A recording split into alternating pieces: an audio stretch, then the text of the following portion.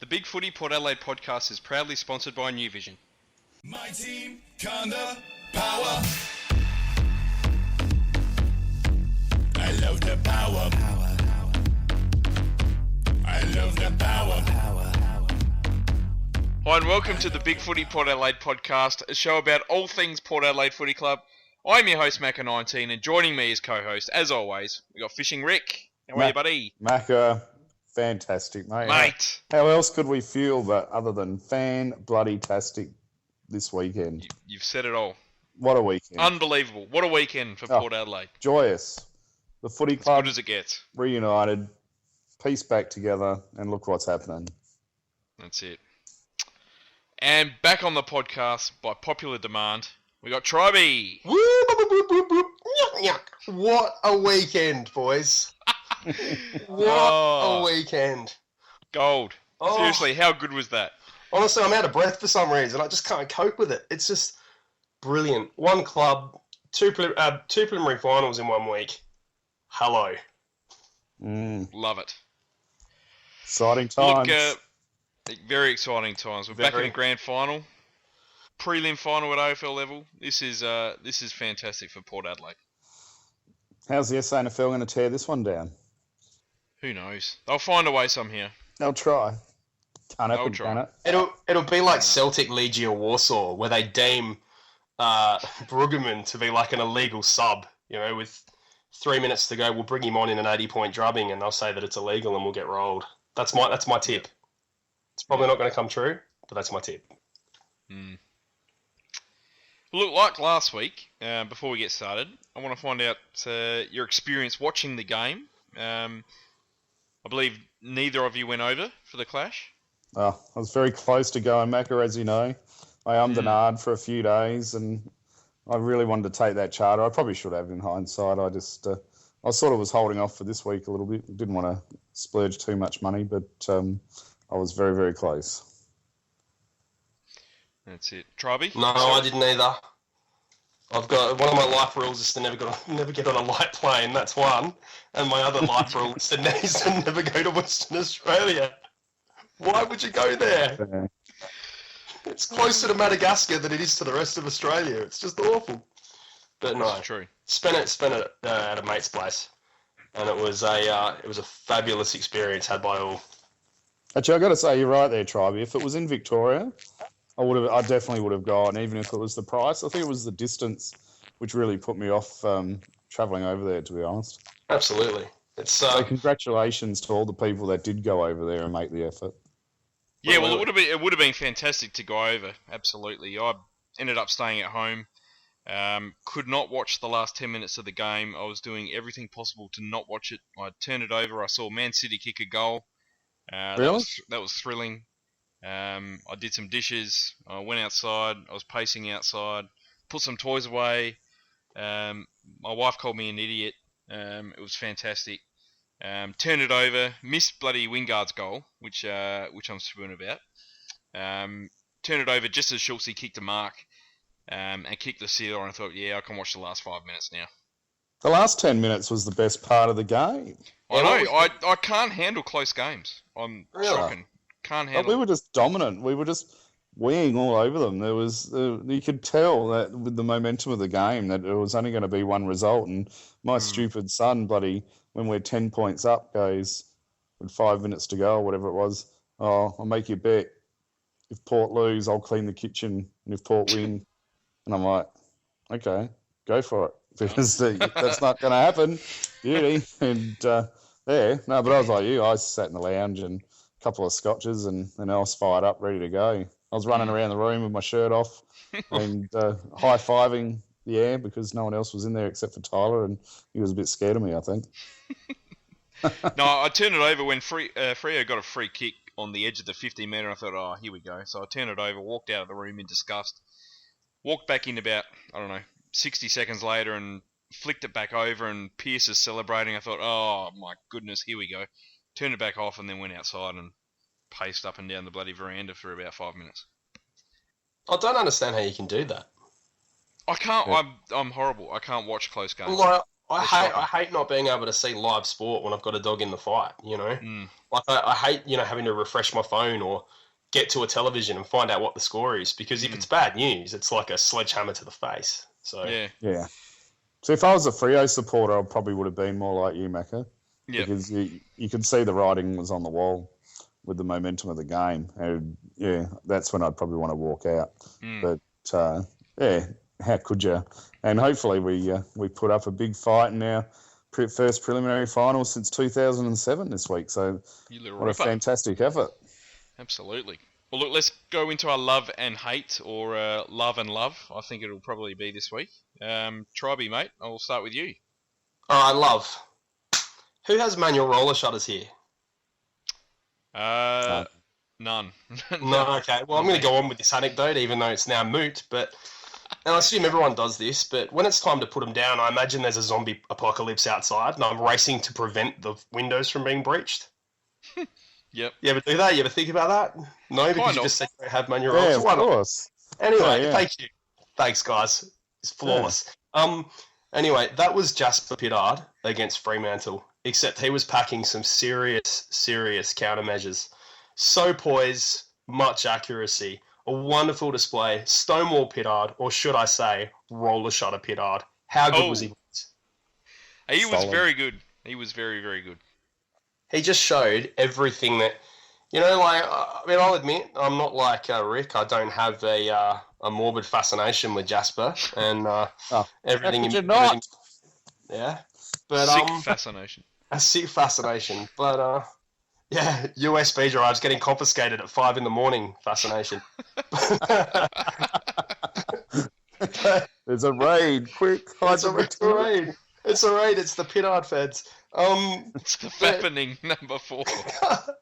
It was pretty much. I think that was the last instalment of the fappening. Was Pittard's performance on the weekend, but I've previously been critical of him, and he was just fabulous, boys. I mean, everything that you know that Hinckley's trying to be patient with him and is trying to make him push through his mistakes and learn from his mistakes and emphasise the good and the risk taking in the disposal. But I thought when we were really up against it, and everyone was having a shocker. Nobody was playing well, bar for one or two here and there. For Jasper Pittard to absolutely perform the way that we know he can when he plays well was just, honestly, it was an absolute godsend. And had he not been there to kind of bulwark the defence and be so courageous in his decision-making and poised, then who knows, we might have been touched up by 8, 9, 10 goals leading into half-time. So that's my love. Fantastic. Nice love. Can't complain with that love, mate. And it's good to hear, Macca, that I don't have to be the voice of Pittard anymore. There's a lot of people starting to get out there and share that loving now. So I think that's fantastic.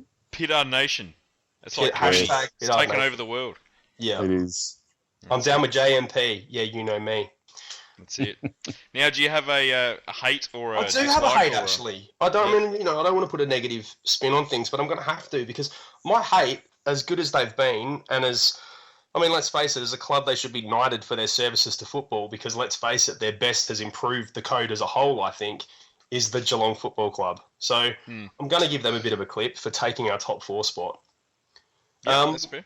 Credit to them for being clutch in the close ones, but they won something like 6 games by under 10 points. And on the flip side, we lost about 6 games by under 10 points. Yep. And as our respective Septembers have proven, they were always the pretenders. We're the contenders. And but for some knife-edge results, it should have been us contending for a week off in the qualifying finals of the first week. That's a great call. We do only have ourselves to blame for that, though. No, we do, but, I know what you're saying, though. Well, the Geelong era, I think, is definitely over. It's over. Thank God for that. Oh, absolutely. Gone for long enough. Hopefully ours can go for as long, if not longer. That'd be lovely. That's it. Well, Rick, your love and possibly second love? I love winning, Macca. I reckon it's fantastic. And after the misery we went through in 11-12, what these boys have been able to do is just ginormous. They've got so much courage. They play with so much heart, so much unity as a team.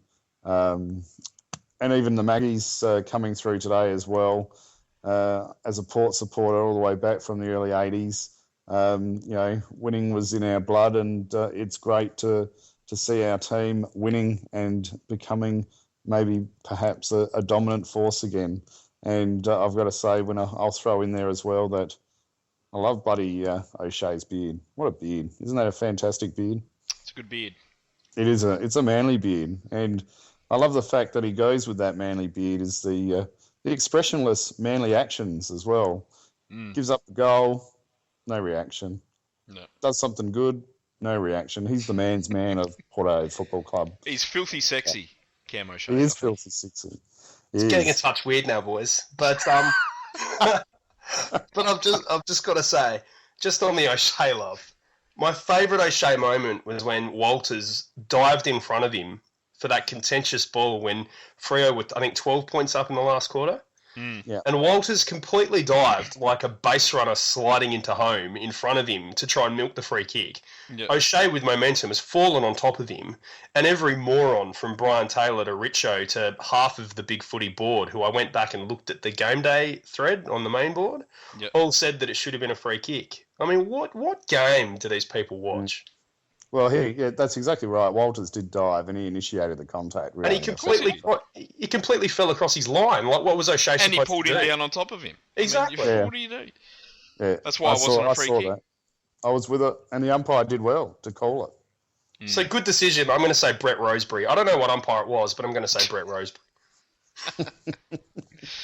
I love it. But I want that goal umpire with the moustache from the 90s to come back. Oh, yes. He was gold. Yes. The third Mario brother. He was the trench coat, the top hat, and the moustache. It was fantastic. He was amazing. And another love is that holding the ball the umpires did with Mzungu with Robbie Gray, where Robbie ended up having the two shots on goal controversially, because so much of the year they haven't paid that as holding the ball, and it's a blatant holding the ball. So it was fantastic to see the umpires actually reward a fantastic tackle and actually call something holding the ball, even if it wasn't in the goal. So I'll chuck in another love there. I guess my two hates are... two hates? Yeah, I got two hates. Goodness. The bouncing of the ball. What's going on with Perth? Because we struggle to bounce the ball over there. Pittard had a horrendous one in round 23 where it bounced behind him and resulted in a goal. And this week he was struggling, but everyone was struggling to bounce the ball. So I don't know if they've got a different grass over there or whatever else, but I was pulling my hair out the fact that we couldn't bounce this bloody ball properly. And the other one is I was getting a bit frustrated today with the supporters all banging on about O'Shea. I thought he had a great second half, or a solid second half, but he was pretty woeful in the first half. And I thought Chris McDermott summarised it well today, which I hate to admit. He did look overawed, and but the positive was that he was able to come back from such a bad half and deliver in a magnificent way in the second. So it's only a little bit of a hate, but I think as supporters, maybe we need to look at a little bit more objectively over the full game and just watch a full performance. But he'll learn from that. Yeah, there's a number of players that looked probably overawed in that first half and then came good. I'm sure we'll touch on that a little bit later on. Absolutely. Look, my love this week is that you can just never write off Port Adelaide. It was a mantra that rang true for so many decades there. I think we lost our way a little bit over the last 10 years during the sort of latter day Choco period and the Matty Primus era, where we just found all these different ways to lose games from nearly unlosable positions, you would think. The belief in this playing group is just through the roof at the moment.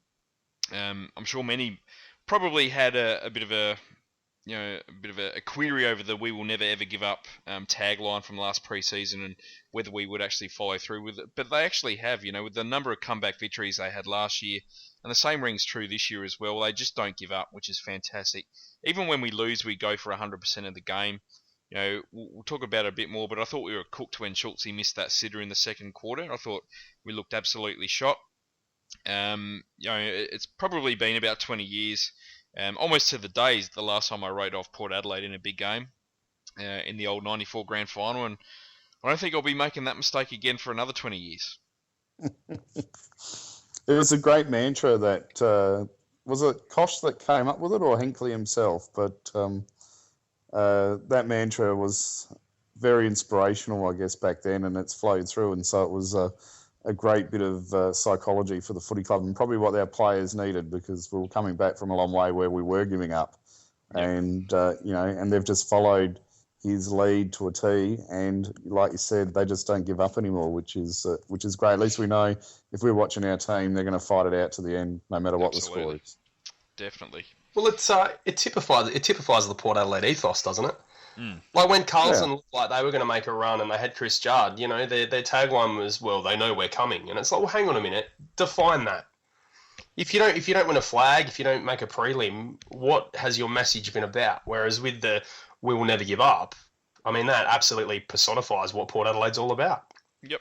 We might be outgunned, we might be undergunned, we might be, going to Geelong to face Geelong at Kardinia Park, which is an impossible ask. But you know what? We'll give 100%. And if we get beaten by 3, 4, 5, 6 goals, we're going to keep going to the end. That's all you can ask for. And if I was to choose a hate, it would be not being there. It's the only thing I can come up with this week. It's been great to have been there. Or at least have the ability to watch the television like a man. So, or sick burn.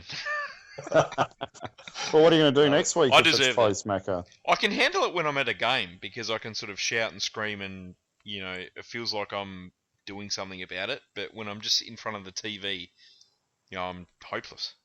It's awful. So how many Port supporters do you guys reckon will make the journey over this week? Hopefully, 15? 15 to 17. Yep. That would be amazing. That would be awesome. We got the power to win, power to roll. Come on, Port Adelaide aggression. We are the power. All right, well, let's get on to the review. It was one for the ages. It was Port Adelaide versus Fremantle, the semi-final at Subiaco. We were down by 31 points during that second quarter. We kicked 12 goals to 5 after half-time and won by 22 points. It was 15-15 to 11 goals 17. Robbie Gray and Chatty Wingard, the stars, with 4 goals each, and Ollie Wines with 3 goals as well, were the multiple goal kickers. I said the question last week where that first quarter sat in Port's history. I've got the same question tonight. Where does this victory sit in Port Adelaide's fantastic history? It has to be right up there, mate. I mean, I think for the age demographic of the team, so their maturity level, going to, if we call our place a fortress, I guess theirs would be a fortress. So theirs would be a fortress in a way, because they were 27 or 28 games or whatever it was, something stupid, 21 or 22. So I mean, and they're a fantastic side, Freo, no doubt about it. They've got a great midfield. Sandilands is a mammoth in the ruck, and for us to be able to run over the top of them on their home turf and do it so convincingly would have to be right up there, and almost as good a win as, better win than what we did in the last game against Geelong in 07, I reckon. Yeah, I hate to hark back to history, but you remember those sorts of finals where, like, we had Brisbane at the Gabba in 01 and Brisbane at the Gabba again in no, we didn't. We had Collingwood at the MCG in 03, and you just thought we're not gonna be able to win these games. It just felt like it was an impossible ask, and whether it was mindset, whether it was not taking chances, whether it was running out of steam, you just felt like as the game wore on, we were no chance. But I mean, admittedly, the mood where I was watching was quite maudlin and, disappointed. But at the end of the day, they were only 4 goals up. And as much as being 4 goals down to Freo feels like maybe 8 or 9 against any other side, it was only 4 goals. And all it took was to get, Robbie Gray with that early goal in the third quarter, and then we got the run on and we were right back in it. And, just to know that this side has it in them in terms of heart, in terms of running out games compared to the Falloon era where we were looking gassed about halfway through the second quarter. The ability to have clutch moments like Gray, whose set shot kicking is maligned, for him to drill that goal after getting hit in the head by Dawson and not getting a 50 despite him being reported.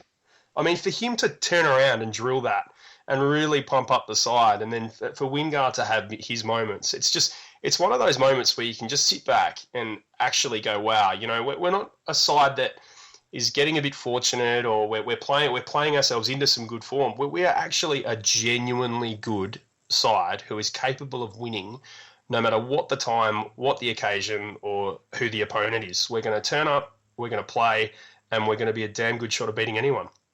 Yep, absolutely. For me, that was probably our best AFL victory, in my opinion, and I'd have it in probably the top 3 since I've been alive, along with the '94 grand final and the 1988 Nord match at the parade just after Anthony Williams passed, where we were 5 goals down and looking out of it, and then stormed home in the last quarter.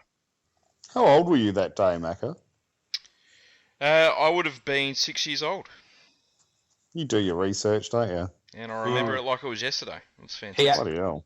he actually played Chichi, the Black and the White, on a melody pop. So The melody pop. That is That gold. was- I used to love them. They were Yeah. fantastic. So, you know, what a sweet win, literally. So, Stick your chuppa chup up your ass. I've got a melody pop.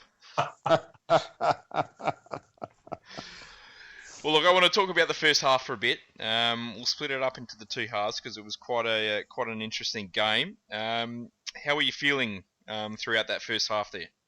Disgusted. Disgusted. It was pretty bad. We were pretty woeful, and we only had ourselves to blame, as you saw from my barrage of frustrated text messages throughout that first half. We really didn't react well to the Sanderlands domination.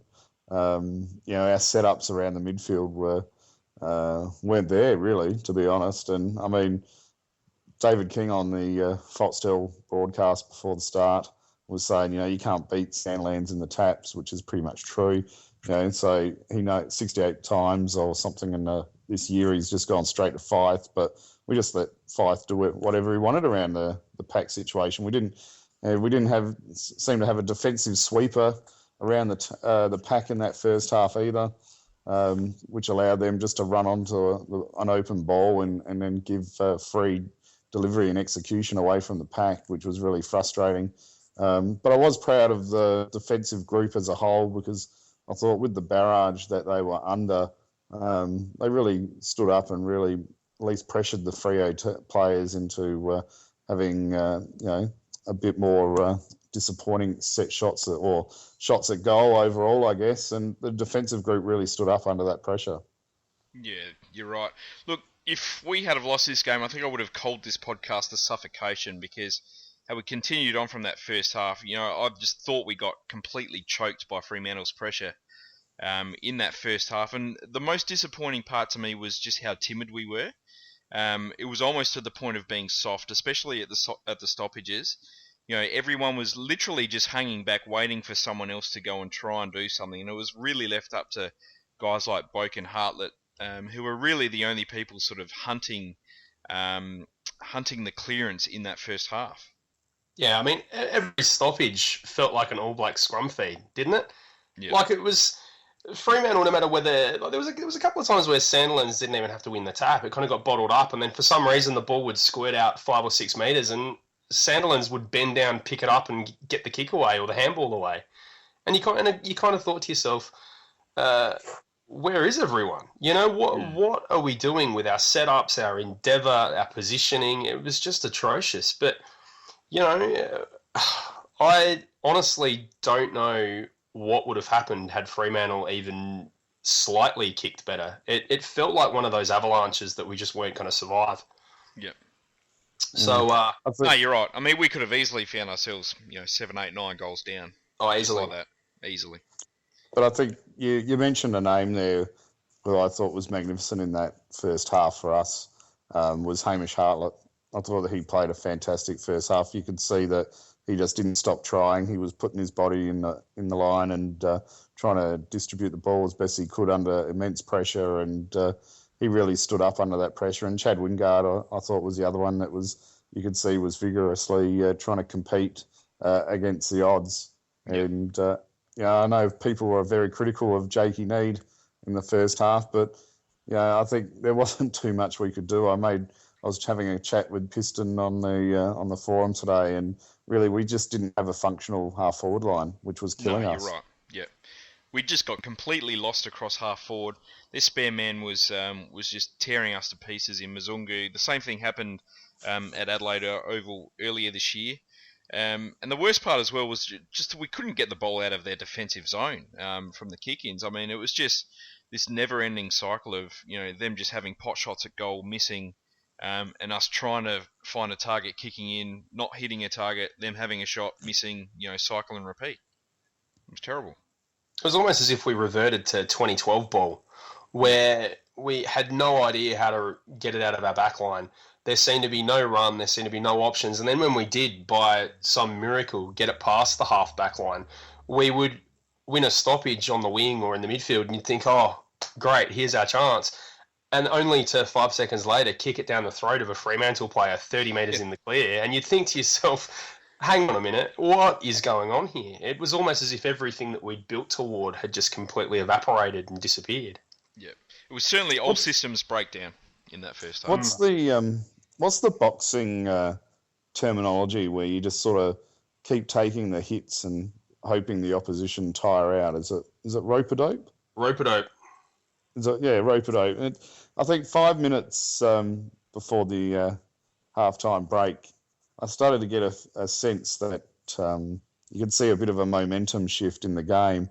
And so even though we didn't really aggressively impact the scoreboard, we started to settle a little bit, and we'd taken a lot of Fremantle's hits. And it sort of gave me a little glimmer of hope that if we came out with a bit of run after half-time, we still might be a chance because they didn't take their opportunities. And I was sort of getting a bit sick of listening to the football radio, because as we win and move into a preliminary final, what else do you do the day after? Just listen to every sports show possible so you can hear all the glory. And I was just getting a bit frustrated that it was all about Freo not taking their chances. Well, you know what? Maybe our pressure sort of caused them not to take all their chances, and then we were able to take advantage of the momentum shift when it came our way. We'll talk about the second half and the turning point, and I do agree that that last 5 minute period in that second quarter, it did look like Fremantle was starting to tire a little bit. The game really opened up. We were starting to get our run going. I did get a text from you, Rick, saying we are starting to open the game now. Freo are slowing, and I did think that was very true. Though after Robbie's third or fourth goal, I did get a text from you saying that you were fapping in the toilet as well. So I don't know. Your texts were very interesting last night. I was getting a bit excited there.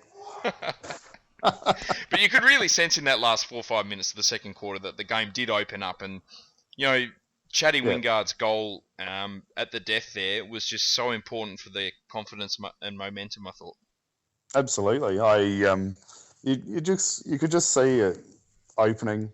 We were starting to get a couple of clearances. Freo was starting to lose their legs. And if we're using this as a segue into the second half, as I was saying to you off air earlier, Peter Rode said on 5AA today that, they knew that Freo had used a lot of their interchanges early, which they thought that would be to our advantage. And so obviously Freo really threw everything at us in that first half and in early into the third, and we were able to take the hits and weather the storm. And you could just see as that third quarter progressed, we were looking more and more fresher over the Fremantle players, and we were able to take advantage of it. And as you guys pointed out a little bit earlier with Robbie Gray's set shot kicking, I mean, I've been pretty critical of him only because he's such a good player this year, and it was magnificent. And as you pointed out, Tribey, that goal he kicked after Zach Dawson basically punched him in the head, and that was magnificent to be able to get up and do that. And it was great just to see that momentum shift. And I thought Ollie Wines at the start set the standard of that third quarter with that contest against Fife, and really just used his body and his size and just went, you know what, I'm not taking that from you, and really fought hard for that ball. And then Brody started influencing early in the third as well, and that really set the standard for us. Look, we spoke last week about a couple of the key moments, in Port Adelaide Football Club folklore in Boak's match, and also that first quarter. But where does Ollie Wines' game now sit in Port Adelaide folklore? That was up there with one of the most important finals games I've seen from a Port player. Oh, it was absolutely towards the very top. I mean, I think I tweeted out about 4 times, Ollie Wines is only 19. Ollie Wines is only 19. This kid, who's still a teenager, and Rick touched on it before, that first moment leading up to the first bounce of the third quarter, when Hinkley's obviously sent Wines to Fife and said, righto, you're going to go up to pound for pound, probably the best player in the competition in Nat Fife. And there was that slow motion replay of that first clearance where in the lead up to it, Ollie and Fife were wrestling and they were jostling and they were jostling and they were jostling. And then Ollie Wines and Fife went at the ball and it was Ollie Wines who won it and dished it out to Broadbent for the clearance. Yep. And I thought if there was going to be one moment that could typify how that second half was going to go, that was a pretty big signal. But all in all, wow, to get this kid with pick 7 is the sort of fast track towards a premiership that every club needs. This is akin to everybody passing on Joel Selwood and the Cats picking up Selwood at 7 in 2006. Yep. You know, for Melbourne, who needed midfield talent to go for Tompus, I think that is going to be up there with Tambling and Franklin. Very early days, but clearly Ollie Wines is an elite beast as of right now. And the kid's not even 20. It's a baffling decision by Melbourne, especially considering he's best mates with Viney. Yeah. And you would think it's just the most obvious decision you would ever make is to get the two best mates together at the same club. To be Bash Brothers. Yep. Yeah, But their loss is our gain. Absolutely. Was... How good is he in big games, Ollie Wines? As a first-year player last year, his Collingwood final was as good as anyone else's on that park last year. He was fantastic last week, and he was best on ground tonight. This kid is something special. You have to take me back to the 90s, I reckon, when we had a young Simon Tregenza influence footy games, or a young Gavin Wanganeen, or a young Nathan Buckley. You know, those that played for Port Adelaide and really at such a young age were able to exert an influence in the competition. You know, he is just a beast of a competitor and a brute of a man, and it's just amazing what he's going to be able to achieve. And I mean, we keep forgetting too, I guess, or I do, that Fife, all credit to him as well. He's only 22 and he's a fantastic player. So both clubs are very lucky to have those sort of players in their system. But you know, all the stats that have been put on the forum over the last couple of days about Ollie Wines and where he sits. I mean, he sits with all the big names at this point in time. Although it's incredible and, to be honest, pretty damn insulting that Ollie doesn't get the credit that he really deserves in the AFL. It happened again today. There was a AFL team under 23 All Australian team put up by the AFL website that was compiled by all their reporters of AFL media, and Ollie Wines didn't even make the bench on that. I'm not sure what he has to do because he's not a player that sort of bobs up here and there. He has had a fantastic season.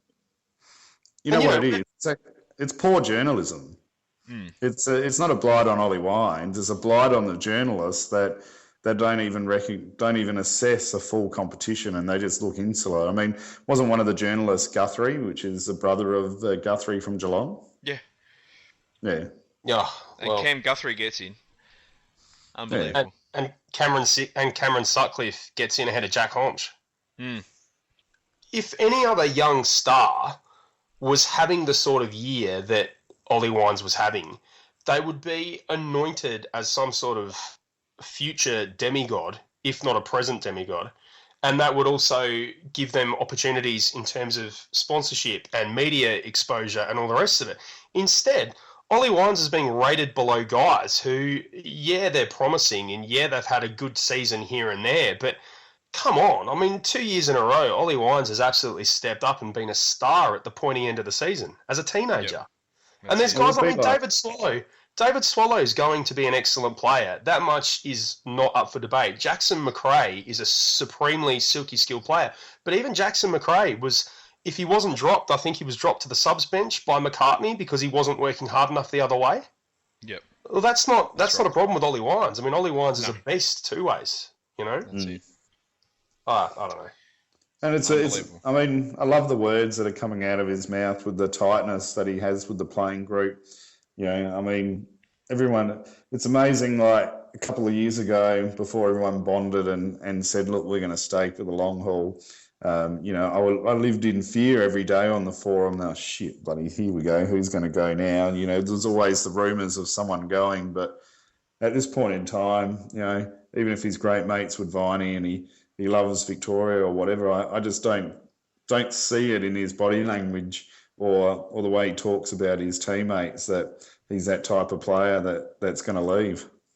Yeah, I mean, I remember back at the Port Club after we got beaten by, I think, 800 points by the Adelaide Rams. You know, I spoke to Jackson Trengove. This was back when, Trengove was unsigned, Lobie was unsigned, Butcher was unsigned. Pretty much our entire side was unsigned. And I said to him, Jackson, let's not be daft. And he's not going to tell me as a supporter at the club. But I said to him, Jackson, are you thinking about staying? Would you like to stay? And Jackson just looked me straight in the eye and said it's probably 50-50 at this point.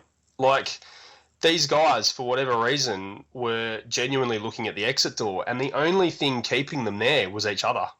Yeah. And this is why we have this tremendous bond and this tremendous culture. I mean, Monfries has come into it from Essendon as a mature age player, and he, when he's singing the song or when he's clowning about with the guys, or you see him in the Twitter feeds when they go for a meal or they go, I mean, they just embrace everybody wholeheartedly, and they're all best mates, Yep. Nothing can break this group up. They've got a sole mission to clearly all, run together and get this premiership that they so richly deserve. Yep. So what did you boys think of Robbie Gray's third quarter?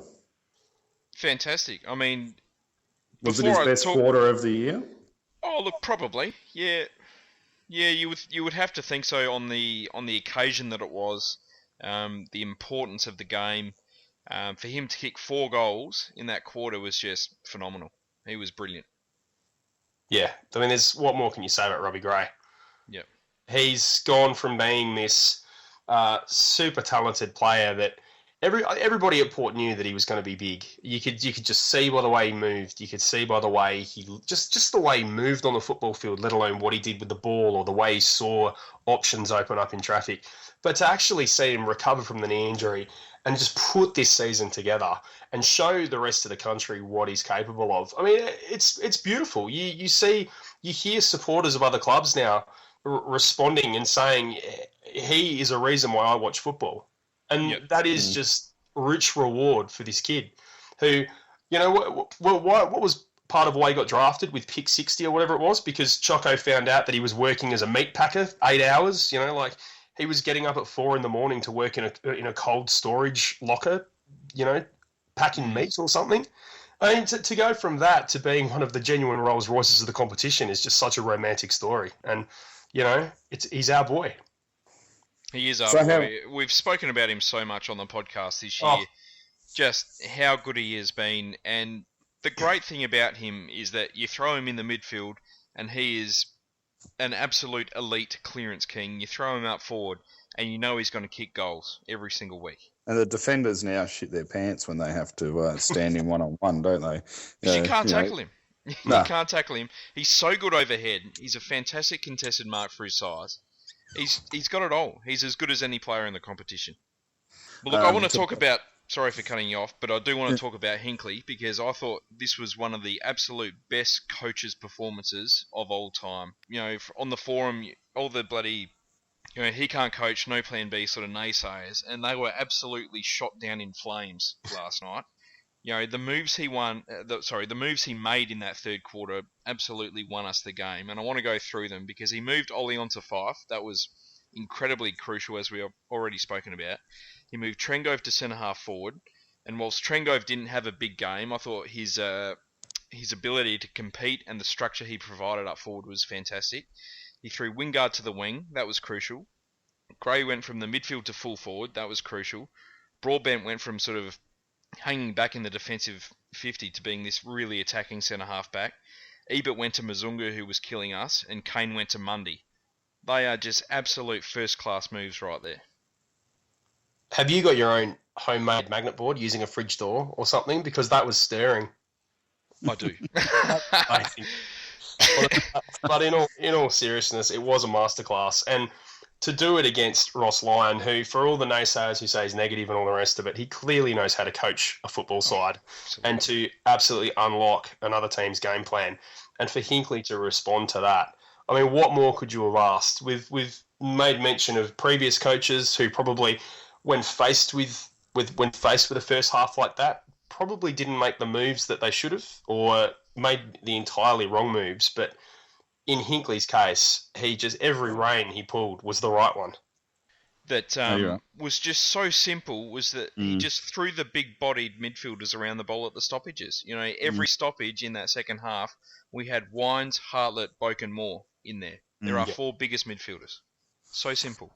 And Moore had some criticism fair few times this year, and I thought when he came on around that midfield stoppage, if he didn't do anything other than at least congest the ball so it couldn't get out, I thought he was very influential in that second half and helping us get the victory last night. Yeah, it was one that was noticeable on the rewatch. I've watched it a second time last night, and first time around I thought Moore was, he was okay, he just didn't get involved enough. But on the rewatch, you saw all the little things that he did, and they were fantastic. Mm. He was How did you so guys? Sorry, Troy. I was just going to say you can follow on with that with the question. I was excited in the last quarter when I saw Wines, Wingard, and Andrew Moore in the centre for the ball up. That was our future there. Yeah, I mean, Moore was just so important in terms of which other club, bar your Hawthorns and Sydneys, can bring out a 189 centimetre player in Andrew Moore who's got a body as big as he's got, who can run hard. But he's also got that ability to keep his feet in stoppages and get out quick handballs. And like the underrated moment where I think it was the stoppage win and quick kick that ended up being that screamer by the Fremantle defender in between White and Westhoff. Who was that? Was that Sutcliffe, or one of their defenders took that huge mark? But it was Duffield or someone like that. It was Duffield. But in terms of that's going to be a great meme, me yelling out Duffield. But in terms of the way he quickly, he bullocked for the ball, he got it and just had the presence of mind to chip it up. He didn't put it too far towards the goal so that it could be easily rushed through. He put it right to that dangerous hotspot. And although Duffield had to take one of the marks of the year to prevent a scoring opportunity, I just thought these are the little things that Andrew Moore, as 5th, 6th, 7th rotation, can bring to the table. And I'm not sure many other teams can say that they bat that deep. No, that's true. What do you think, Rick? What were your thoughts on what won us the game in the second half? Well, I thought Lobie actually had more influence in the second half, especially against Clark, which we had a little text conversation about. Trying to maybe rest Lobie against Sandy and try and expose him against Clark, which allowed us to win a bit more clearance. But we just seemed to have more grunt at the clearances. We really went in a bit harder, and as you said before, we seemed to be observing in the first half, and in the second half it was like, well, shit, we've got to get the ball out of here. And I thought Matty Broadbent was very influential in that third quarter in his sweeping role and creating that wave or run for us. The half back line really pushed up harder, and as you said, with Jacko Trengove moving to the forward lines, it gave us that half forward line structure for delivery as well. But it was quite noticeable that we were able to break the game open a little bit wider and allow our boys to run in those waves, getting Jasper from the fence, bouncing the ball with pleasure, which was a great thing to watch, even though we can't bounce it. And I thought Travis Boak was fantastic. He really stepped it up in that second half and just kept working against Crowley. And I apologise to the poster who put it on the forum today, but I thought it was a great observation with Travis. He really just blew Crowley up and, just made him run until, Crowley was gone. And that's how you got to beat Crowley. He's a great tagger, and you just got to keep running that guy until he can't keep up. And that's what Gary Ablett does.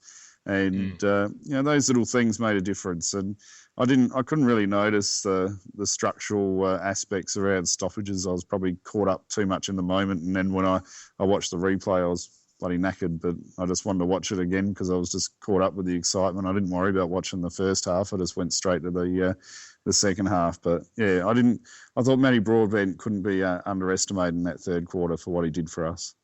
He was huge. And Cam O'Shea.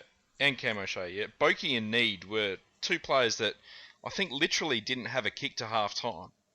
And just their work rate after half-time was fantastic. I mean, Travis Boak was just an absolute masterclass of persistence, of just sticking to your task, doing what you do best, and knowing that at some point you're going to get on top, and he did, which was fantastic. And Jake Neade, for someone that looked absolutely shot at half-time, his third quarter was absolutely crucial to us getting back into the game.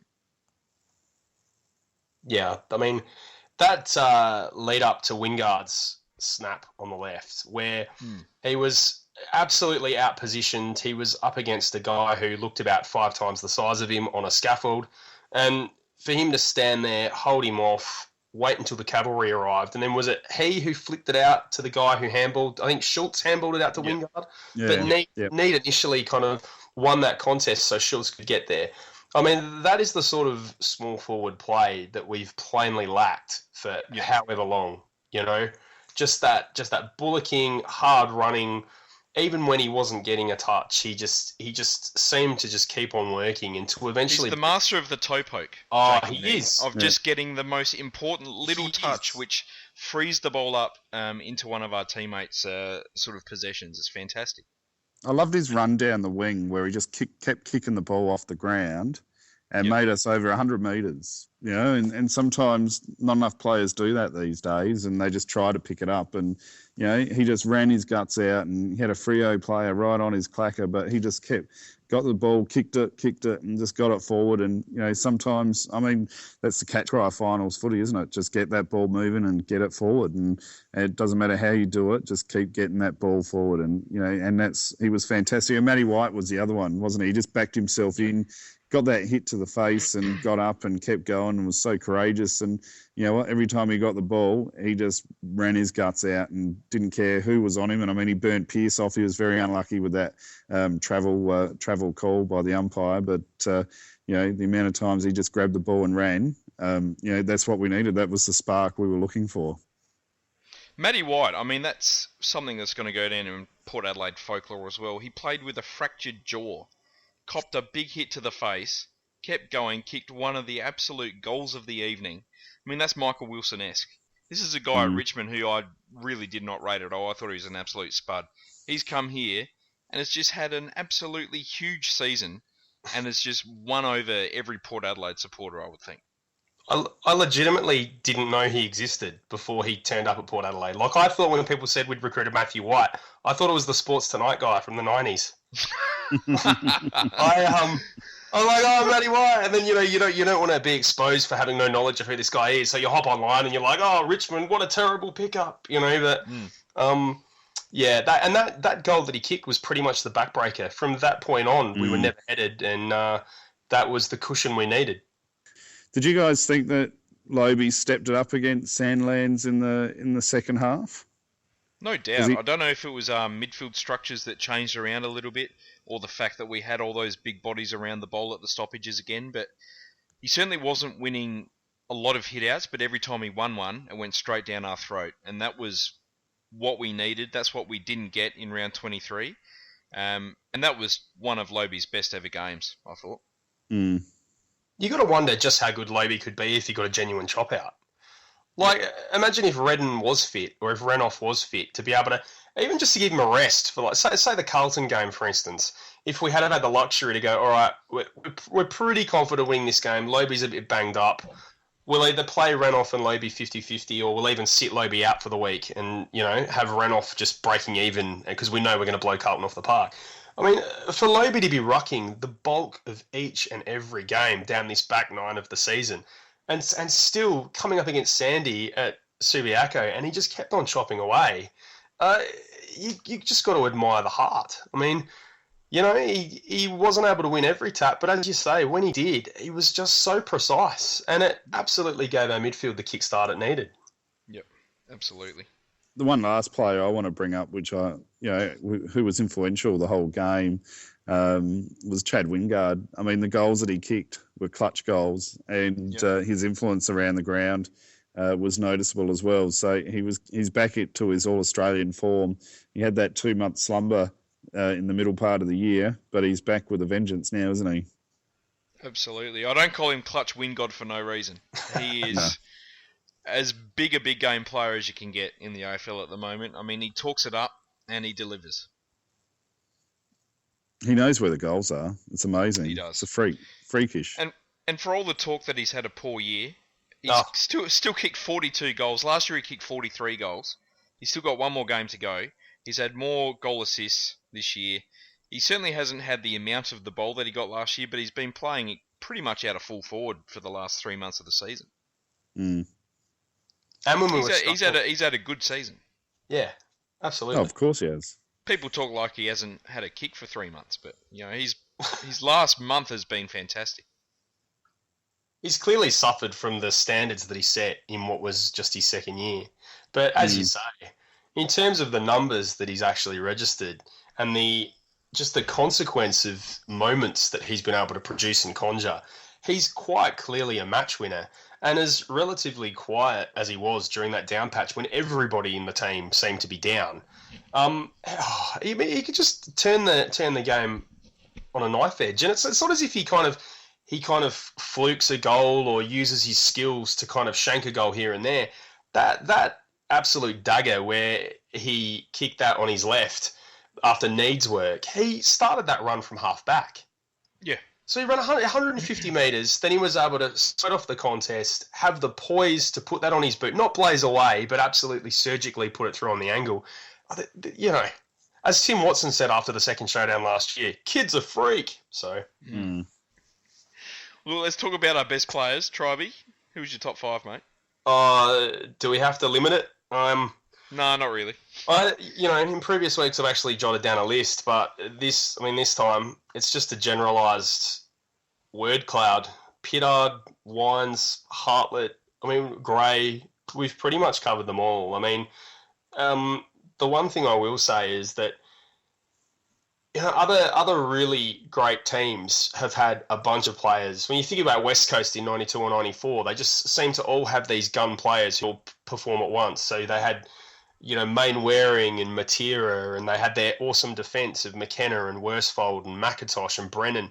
This is the sort of side that we're building where we're not relying on, even in the 2004 era, we were an excellent side, but if Treadray didn't perform or if Peter Burgoyne had a down day or if Wakeland got skinned, we were in a bit of trouble, Whereas this 2014 vintage, it just seems like everybody is just, when they're on, they just play at a level where other teams just can't compete.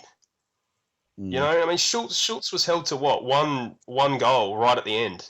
Now, if you'd have said to me at the start of the game that Zach Dawson would ostensibly hold Jay Schultz to one goal, you'd be like, oh, God, how much have we lost by? But... Yep.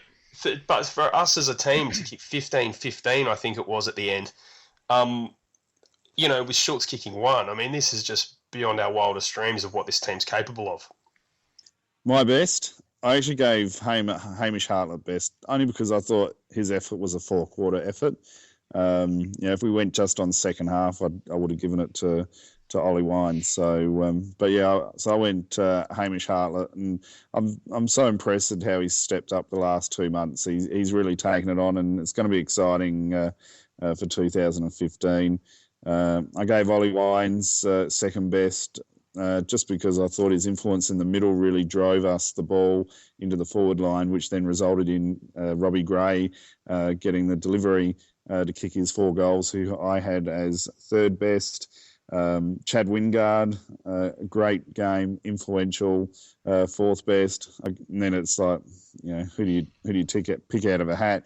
So I gave it to Jasper because he's a legend, and gave him fifth best on ground. But at least his disposal was fantastic last night, and under pressure, he's really starting to evolve as a player now. And I thought Jake Neade, after a poor first half, the same as O'Shea, they were great players as well. So, and then the list just goes on. We didn't even talk about bloody Alipati Carlisle or Jack Homsh or bloody Jonas before he went off injured. They were not better than serviceable, and played their role. So it was a great team performance. Absolutely. Look, I had Ollie Wines best on ground, just one of the all-time great Port Adelaide finals performances. He was huge in the middle, huge up forward with 3 goals. Well done, Ollie. That was an absolutely fantastic game. Robbie Gray, he's had a big year, and now he's had a huge final to go with that as well. Just changed the game up forward in that third quarter. Clutch Wing got at his absolute best in a big game once again. Hamish Hartlett helped change the game in the third quarter with some key work at the stoppages. Jasper Pittard was great. And we haven't even mentioned Justin Westhoff's name this whole podcast so far. I thought he was fantastic as well. Well, he was back to his best, wasn't he? Mm. That versatile, plays anywhere. Absolutely. Taking clutch marks. Yep. What about that mark? He's got a habit now of taking those marks where he actually gets pushed or drifts under the ball and arches his back and throws the hand up and still able to pull the ball in. He's really evolved into a good player from where he was in 11-12, where, I don't know, I wanted to bloody lynch him half the time because I just thought he was waltzing around, not even trying. But, where he's come to now, all credit to him. He must have worked his ass off over the last couple of years. Mm.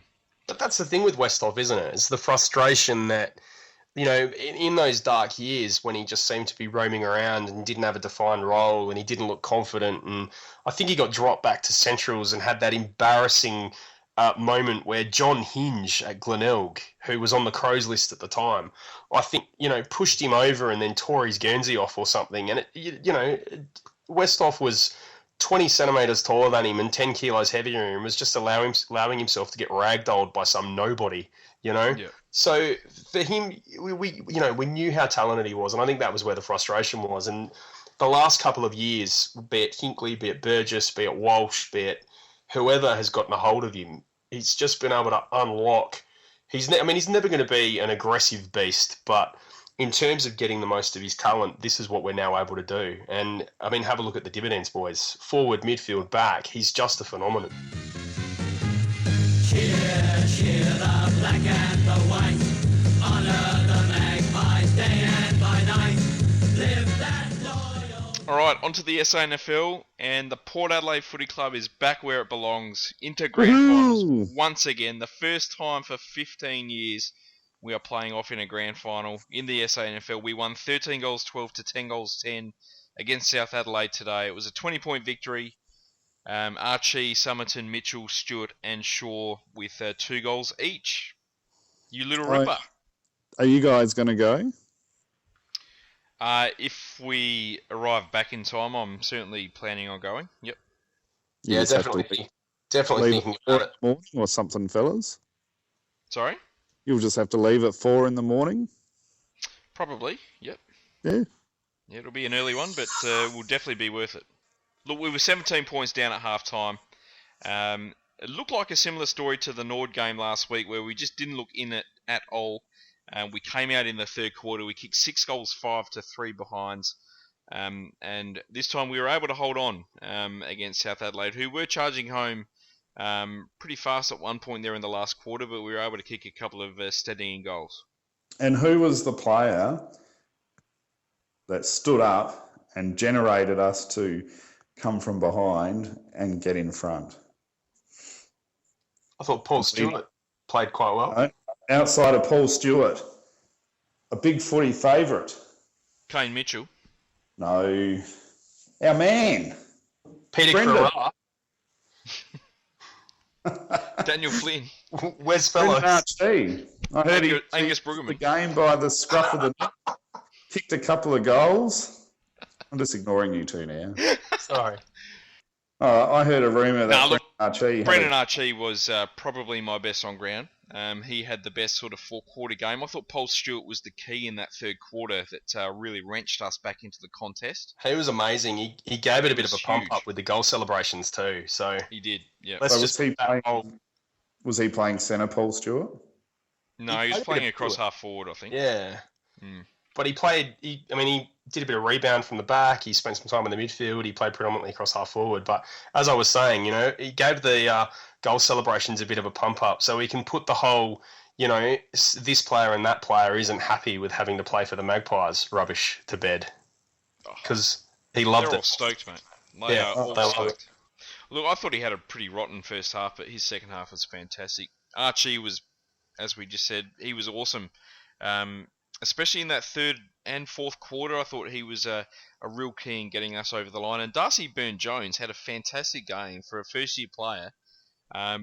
He's someone that's sort of wavered between being really, really good and a little bit below average throughout the year, as you get with a first-year player. But, in a big final, in a crucial cutthroat final, he was awesome, I thought, across halfback.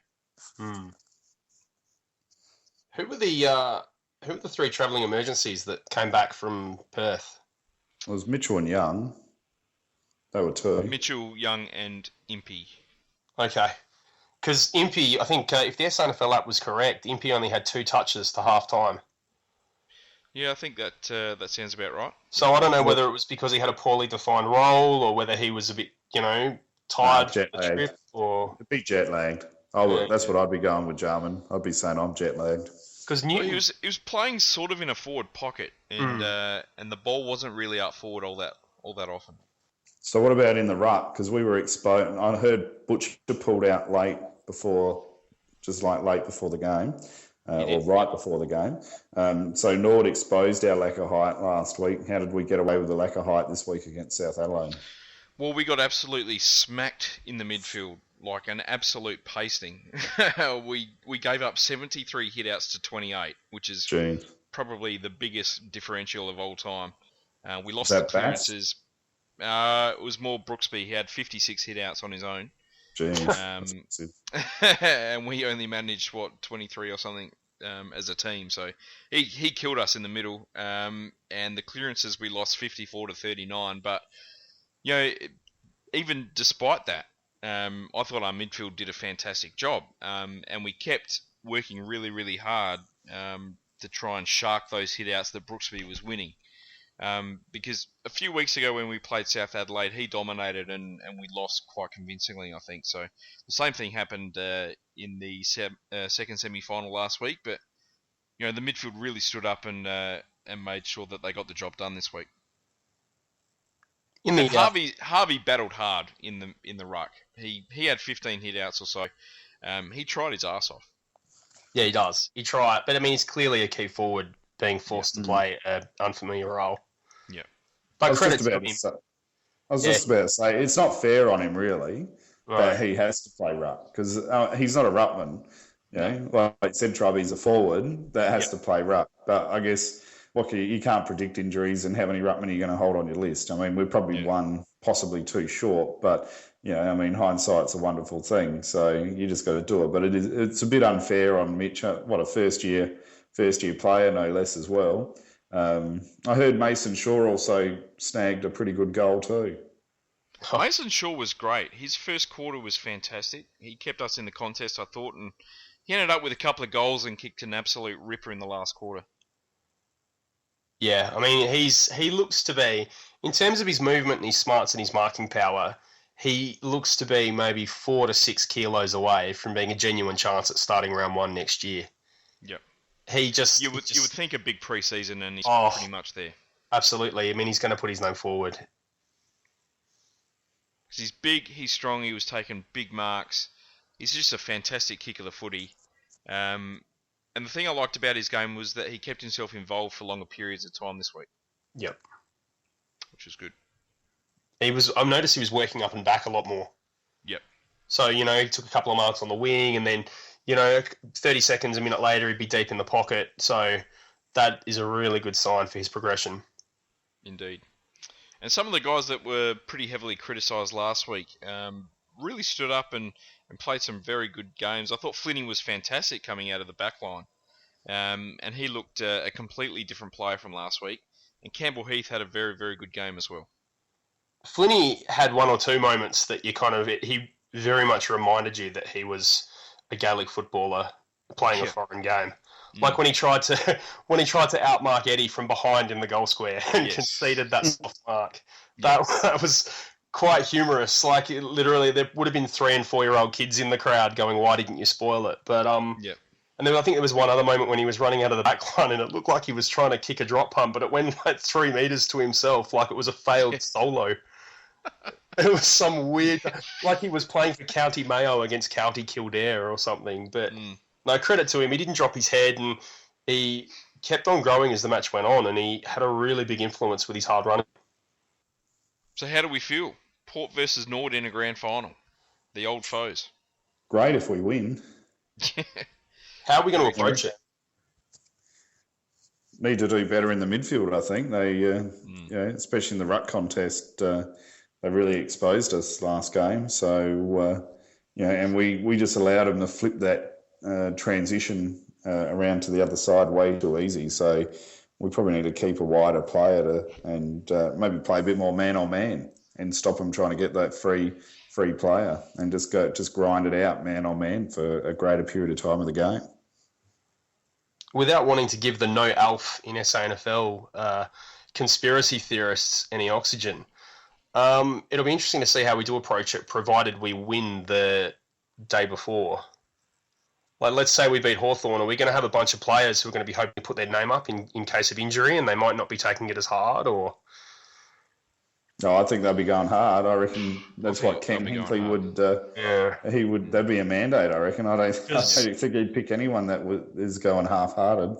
Because you can be guaranteed Norwood are going to be swinging. Like, I reckon there's going to be a couple of suspensions coming from this game. What with all the external politics and bullcrap that surrounds the whole Port Adelaide in the reserves sort of thing. So, the Alpha boys was a just very did good this. television show. I was. Oh, Willie. So, The boys just can't get sucked into that, Tribey. I mean, they're smart enough. They're professional footballers, and they know that there could be a potential grand final spot. I mean, this is all hypothetical, of course. So you'd hope that they don't get sucked into that. But I guess we'll soon find out in 7 days' time. I'll let Norwood come out swinging, and we'll see what happens. Yeah. All right, boys. Fantastic. Can't wait for this week. Tribey, always a pleasure to have you on, buddy. thanks, mate. It was awesome. Yeah, it did well, Rick? buddy. Yes, mate. Going to be an exciting week on the forums. Looking forward to it. Trying to do some work in between the build-up. That's it. Toy is a Roman sandal for this one, mate. Yes. I'm very, very optimistic this week. I don't know if that's a Bring it good on. or bad thing. I think it's good. I think it's good too. I'm looking forward to the preview on Thursday. That is it. Well, boys, until next time, Go the power. Ciao. go Port Adelaide. Go Magpies. Go Timmy G. Timmy G. Go Daryl P. Scotty Hodges. Ooh. Oh, dear. Port Adelaide are going to do it. They are going to do what so few have done for so long. They've taken the biggest scalp in footy. Bruce, there'll be a bit of noise here in a minute. They could get second spot still. They're a Final Four chance now. The colossus of the game has been beaten. It's the best win this club has ever had.